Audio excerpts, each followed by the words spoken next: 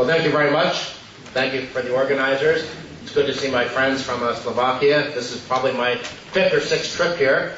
I love coming to Slovakia. The first time I came was in 2003, right before you adopted the flat tax, and we're very jealous because we have a terrible tax system in America. Our tax system stacks up this high. Yours is about a magazine. And it's a very corrupt system in America. But I came here 1 week before you did the flat tax to do a little presentation on tax reform. You then did a flat tax 1 week later. I then went back to America and claimed credit for it, even though, of course, I had nothing to do with it. But, you know, I'm like a politician. If I see a parade, I try to get in front of it so I can pretend that I'm leading it. But speaking of taxes, before I talk about financial industry and the crisis, I do want to say that I bought 4 copies of my book. We give these away to students. Now, there are probably more than 4 students here, but we'll just have to figure that out. If any adults want it, we have to sell it to adults. So I would encourage students to come up. But I want to talk a little bit about the financial crisis, ethics, morality, free enterprise. What does it all mean? And we had 2 very good opening presentations about the context of morality and liberty and markets. I want to now try to bring this into the specifics. Because what we hear from the politicians in Washington, from the politicians around the world, is that the crisis is the fault of free markets, it's the fault of greed. Well, blaming a financial crisis on greed is sort of like blaming airplane crashes on gravity. Yeah, we wouldn't have airplane crashes without gravity, but it doesn't really tell us what actually caused the plane to fall. And likewise, blaming a financial crisis on greed, well, we had greed in the 1990s. We had greed in the 1980s, in the 1970s. We had greed 100 years ago, 200 years ago. Why is it we had a financial crisis today, but not 5 years ago, 10 years ago, and 20 years ago? In other words, greed is not a good explanation, just like gravity is not a good explanation. So then, when we actually try to understand what would motivate financial institutions to make bad loans, that's really what we're talking about. Whether you're in Germany with my friend Michael, whether you're in the U.S. with our politicians, I don't know how deep this problem is in Slovakia, but wherever the problem is, it's always about toxic assets.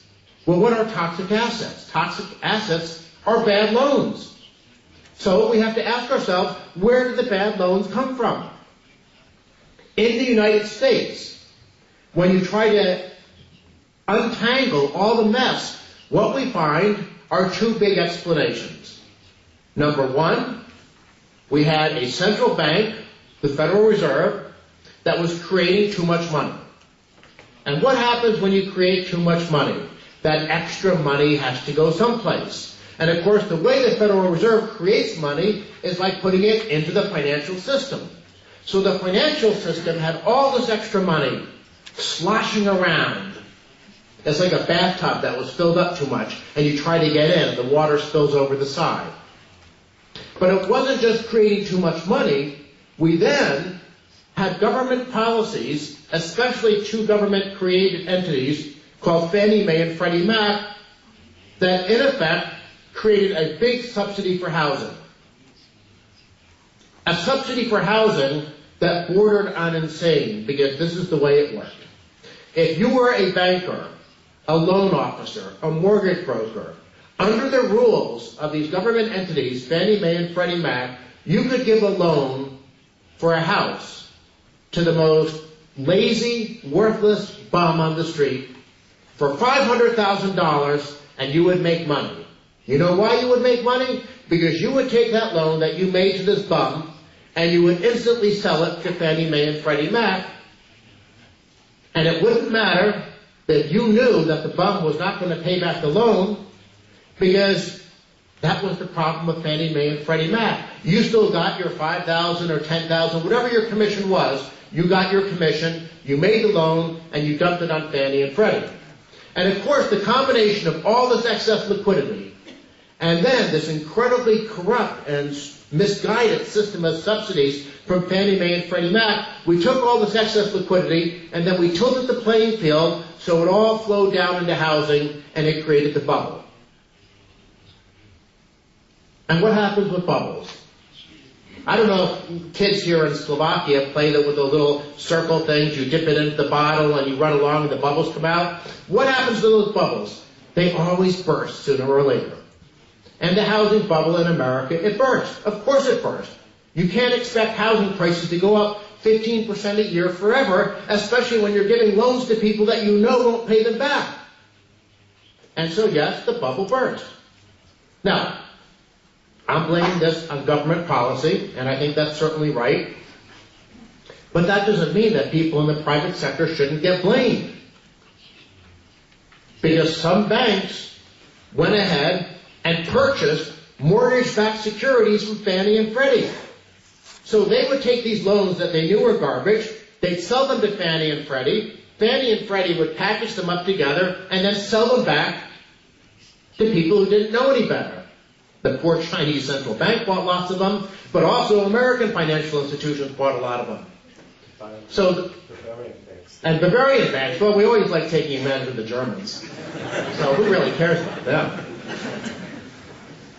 But what happened is the financial institutions that knew there were bad loans somehow thought if you took 1,000 bad loans and put them together, they became a good loan. Because that's what a mortgage-backed security is. You take a bunch of individual loans, put them together, and it's all of a sudden a security.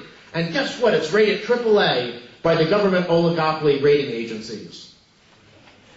It's like turning water into wine. I don't know, Father, maybe they expected a miracle to come out of Fannie and Freddie.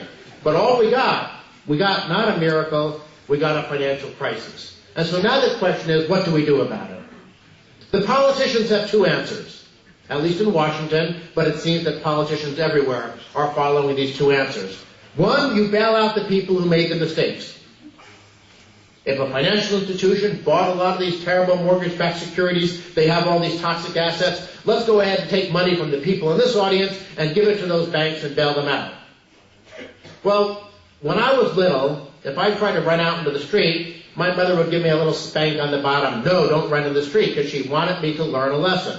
And if I touched a hot stove when I was a teenager, I burned my finger and I learned don't touch a hot stove. We learn from our mistakes, so hopefully we don't make them anymore. Government, on the other hand, subsidizes mistakes. You made bad loans? You hurt the economy? Oh, well here, let's give you money from the taxpayer.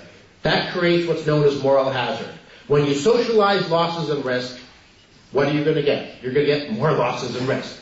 Here's an example. Let's say that for some reason all of you in this room gave me all your money so I could go to the casino. And every time I went to the casino and the roulette wheel had a winning bet, I kept the money, and every time there was a losing bet, I took it out of the money you gave me. I would think that's a great deal, but you probably wouldn't think it's a very good deal. And yet that's what we're doing with the financial system with bailouts. When you socialize losses and risk, you're going to get more losses and risk. The second response by the politicians is, we need to spend more money.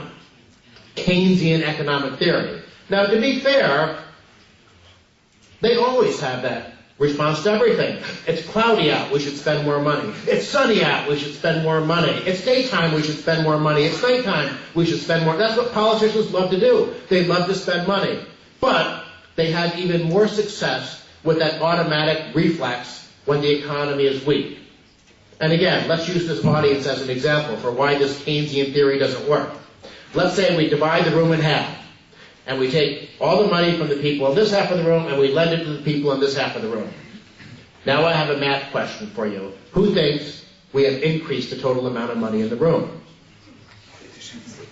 Okay, John wanted to raise his hand, but the rest of us know that we don't increase the total amount of money in the room by simply borrowing it from each other. And yet that's the theory of Keynesianism. We take money out of the economy's right pocket, we put it in the economy's left pocket. The politicians, of course, are the ones who control the transfer, so they get to buy lots of votes in the process, but it doesn't work. It didn't work in the 1930s under Hoover and Roosevelt in America. It didn't work in the 1990s in Japan, and it hasn't worked this decade under the Bush-Obama big government policies. But politicians love to make government bigger. And that's why we already heard today that we're worried that America is slouching toward the European welfare state model. I'm afraid we've actually passed a point of no return. And so when I come here to Slovakia, and I'll go ahead and close on this, I know I'm at my time limit, I look at Slovakia, you put in a flat tax, which is far better than what we have.